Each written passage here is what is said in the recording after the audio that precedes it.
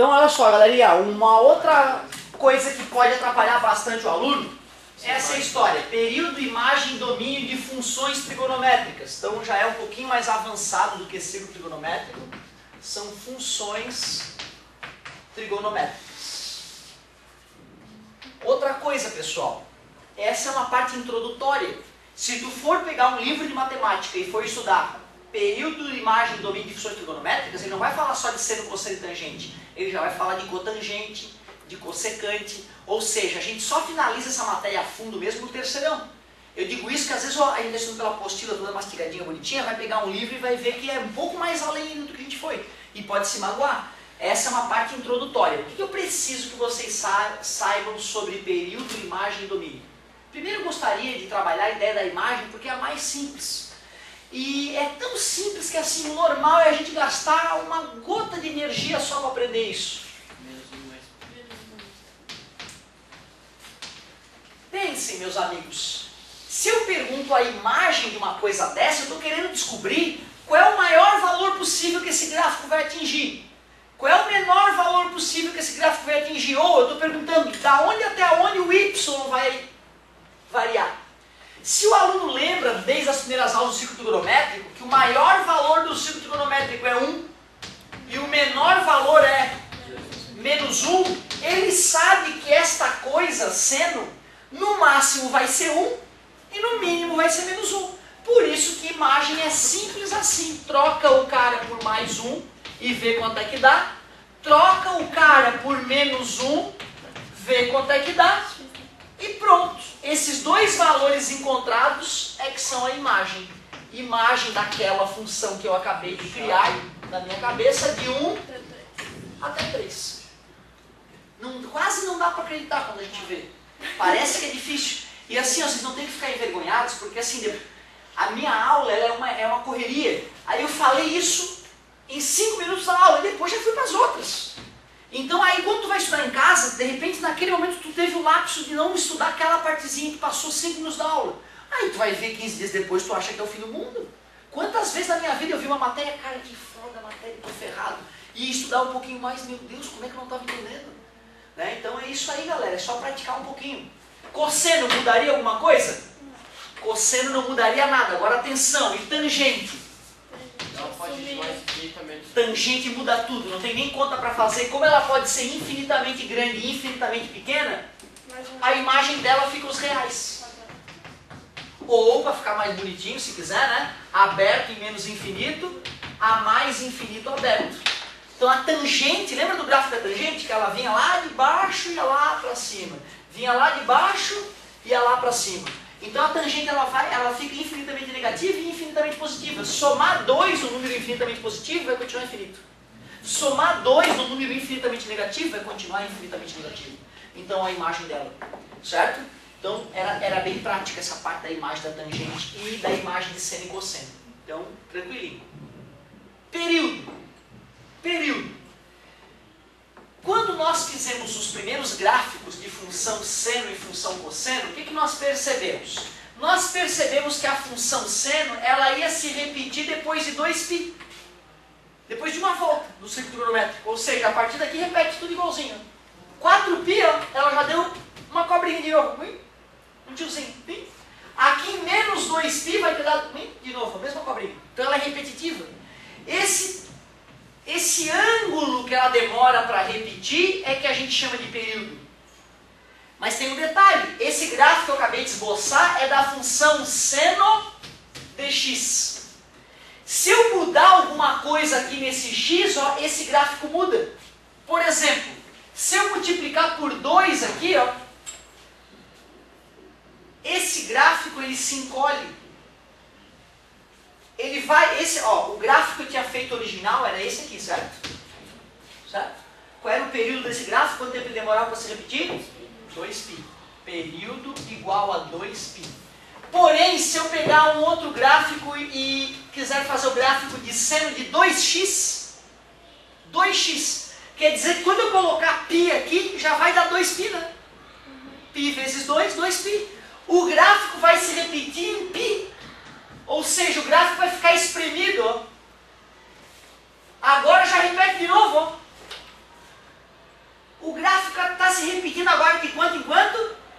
De π em π, olha como o período mudou, deu π o período. Se eu colocasse y igual a seno de x sobre 2, ele só vai se repetir em 4π, o gráfico vai ficar esticadão. Ó. Ou seja, o período de uma função seno depende do número que eu coloquei próximo do x, tá vendo? Aí, para a galera não ficar se matando para raciocinar e descobrir qual é o fio da meada, eu simplesmente dei a dica para a galera. Pega esta coisa e iguala a 2π. Então, ó, pegando x sobre 2 e igualando a 2π, está dividindo, passa, dá 4π. Pronto, que é o período de repetição que tinha dado para aqui, sim, cumpridor.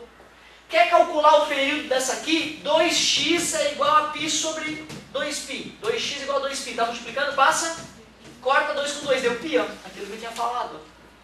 Porém, agora tu viu, tem uma outra alternativa ainda. Desesperou, esqueceu da decoreba, faz o esboço do gráfico quando ele se repetir o período. Claro que vai gastar um tempão, né? E meu professor, quando me explicou, eu acho que ele ainda foi mais bizarro. Ele não explicou o gráfico nem nada, ele simplesmente falou, galera, para calcular o período 2π sobre k, onde k é o número que multiplica o x. Era isso, ele mandou decorar assim, eu decorei, tudo bem? Então, tá. Aí caía, qual é o período da função? Não sabia nem o que eu estava fazendo. Pegava o número que estava multiplicando o x, botava, brotava a resposta lá e eu ficava bem feliz. Mas depois, quando eu comecei a querer aprender de verdade, no terceirão, eu fui fuçar e vi, peraí, poderia ter explicado, né? Que a função seno pura é 2π. A função seno modificada é que muda o período. Mas não é difícil calcular. Pega o x igual a 2π. Isolando o x, tu descobriu o período. Certo? Cosseno muda alguma coisa? Não, só que tangente muda. A tangente, o gráfico da tangente, quando a gente começou a esboçar esse gráfico, o gráfico da tangente ele se repetia a cada π. Ele vinha lá de menos infinito e ia para mais infinito. Vinha de menos infinito e ia para mais infinito. Então tu vê, ó, ele não precisa de 2π para se repetir. Só com π ele já se repete. Como é que nós vamos achar o período da tangente? Igual ao do seno e do cosseno, só que em vez de igualar 2π, iguala π. Só isso. Período de seno e cosseno. Pega a coisa que tem x, iguala a 2π, isola o x. Período de tangente. Pega a coisa que tem o x, iguala a π, isola o x. Beleza? Agora, olha só. Pra gente ainda, eu quero falar rapidinho da equação exponencial. Vai dar tempo. Imagem é bobinho. Mais 1 e menos 1, para seno e para cosseno. Tangente vai de mais infinito a menos infinito. Passa a regra. Período, pega a coisa que tem x igual a 2π, para seno e para cosseno. Para tangente igual a π. Faz exercíciozinho, vai ficar tranquilo isso para ti. E domínio. Seno e cosseno é reais. Galera, olha só. Deixa eu até fazer um adendo aqui.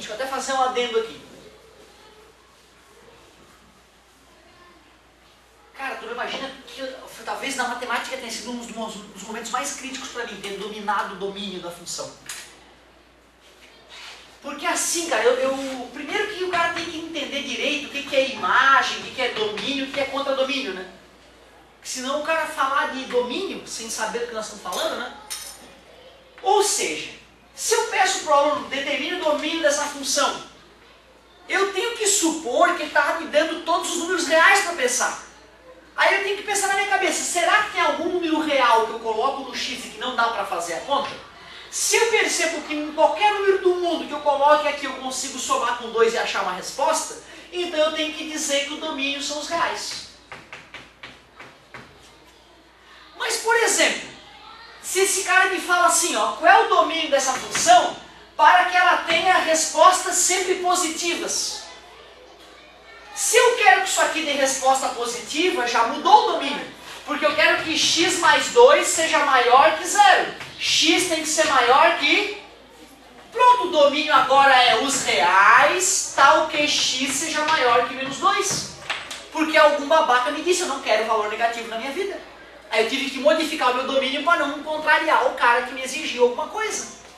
Ou seja, é importante o aluno começar a perceber que, na verdade verdadeira, para achar o domínio de uma função, ele tem que pensar assim, pegar a função na frente dele e se perguntar que valor que eu não posso colocar ali que dá encrenca, impossível calcular. Esses valores não fazem parte do domínio. Se não tem restrição nenhuma, como uma conta boba como essa, os reais. Bom, seno de x tinha algum valor valor no x ali que não dava para calcular o seno? Seno de 0 dava, seno de 1 milhão dá, seno de π dá. Dá para botar o número que tu quiser. Por isso que a gente diz que o domínio dessa função é os reais. Mas quer ver eu dar uma pimentada sacana nessa questão? Digam para mim, meus queridos, qual é o domínio desta nova função, ó? Tu viu que sacana que eu fui? Olhando para isso, dá até para dizer que é os reais, né? Mas tem um número que eu não posso colocar ali no x. Zero. Concorda comigo?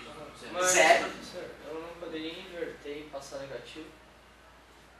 Não, cuidado, ó. Ficaria x na menos 1, não ficaria menos x. Beleza? Ou seja, sabe qual é o domínio dessa função? O domínio são todos os reais menos o zero. 1 dividido por zero dá infinito. Não dá para dividir por zero. Tu viu? Por isso que não pode decorar que a função seno é real, real, real. A função seno é real quando não tem mutreta no lugar do x dela. Que se eu quiser mutretear ali o x, eu posso sacanear o cara. Beleza? Tá? Ó, se fosse assim, galera, se fosse cosseno, dá a mesma coisa, não existe valor que atrapalhe ali. Mas se fosse assim, a mesma coisa, aquele cara ali não permite que dê divisão por zero, o zero não está no domínio, certo? E tangente, y igual a tangente de x. A tangente naturalmente tem ângulos que não pode, né? Que não dá para calcular, né? O π sobre 2 e o 3π sobre 2 e todos os côngulos. Por isso que a tangente, mesmo que não tenha mutretinha no x, o domínio fica diferente. Fica os reais menos quais valores? Π sobre 2 π sobre 2 vezes κπ. mais kπ. Que aí com kπ já vai para o 3π sobre 2, né? Com k pertencente a z. Então, como a tangente ela já tem uma restrição natural, afinal, o que é tangente? Tangente é seno sobre cosseno. Quando o cosseno der zero, vai dar encrenca na tangente. Onde é que cosseno é zero? Em π sobre 2 e 3π sobre 2. E todos os côngulos. Por isso, tu vê como estão conectadas essas revisões, né? Se o cara não entendeu a revisão de arco côncavo, ele para aqui, ele frita. Meu Deus, o que ele está escrevendo aqui? Esse cara não pirou? Eu estou escrevendo os infinitos valores que não admitem valor de tangente. Certo? Ou seja, às vezes, cara, a dúvida do cara não é em 50 minutos que a gente vai tirar. A gente precisa de 20 minutos para tirar uma dúvida, para ele trabalhar em casa aquilo, amadurecer aquela dúvida. E aí na próxima aula, às vezes, tirar uma outra dúvida. Por que eu estou falando isso? Acho que período e imagem foi tranquilo. Mas o cara que tiver ainda com dúvida em domínio, dá uma olhadinha de novo naquela parte da aula que a gente falou de arco côncavo, trabalha aquilo bonitinho, para depois a gente voltar para domínio, porque é uma parte mais delicada mesmo, certo? E eu também queria poder falar rapidamente, para ajudar vocês na próxima avaliaçãozinha, gastar alguns minutinhos falando da equação exponencial, foi isso que tu falou, né? Certo? Então vamos lá, respira fundo que está acabando, meu querido.